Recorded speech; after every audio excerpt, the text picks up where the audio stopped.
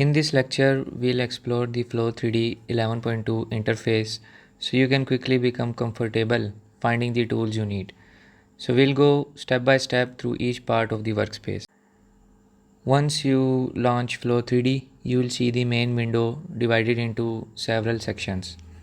The menu bar and toolbars at the top, the workspace project explorer on the left, and the central display area for geometry and mesh visualization, and the output and messages window at the bottom. On the left side, you will find the workspace. Here you can manage your geometry, define mesh blocks, assign physics models, and keep track of all the inputs for your simulation. The menu bar contains all the core commands like file, edit, view, model setup, run, and help. And below that, the toolbars give quick access to frequently used actions such as opening a project. So first of all, you will be needing to create a new workspace for where your simulations can be stored. So go to File, New Workspace, enter any name for your workspace, select the location, and then press OK. So a new workspace has been created. Now to load a simulation, you will go to that workspace, right click, add new simulation if you want to create a new simulation from start. If you have any previous simulation stored in your computer, then you can import it from this, and if you want to import an example, you can select add example. So for this tutorial we will just consider the example of flow over a weir. This is the name, you can just change the name, and this is the default location where it is being saved.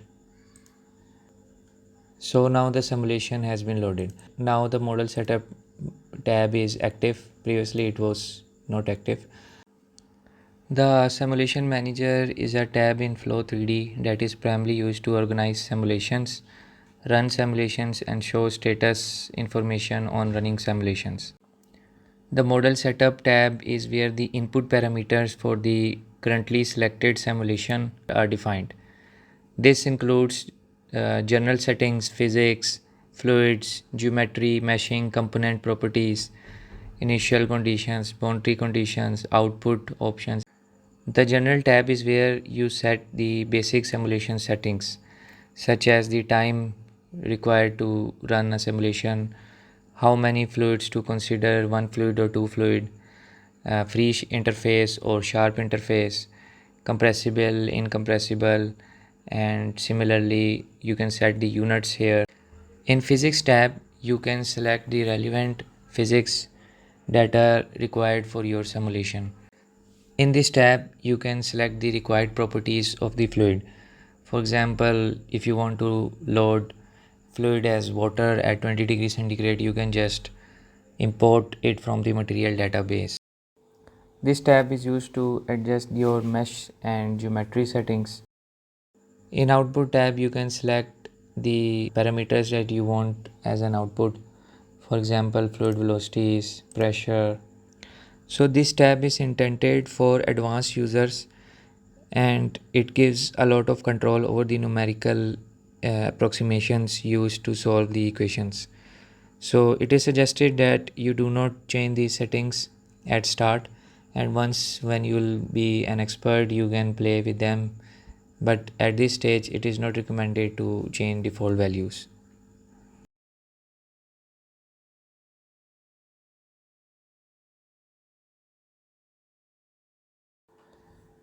Now to analyze the simulation that you have done, you will go to Analyze tab. You can have that analysis in 1D, 2D or 3D. For example, just for a quick tutorial, if you want to have something in 3D, you'll have to do the settings in this interface and then click render. Here you can see the 3D view of your simulation at different time steps.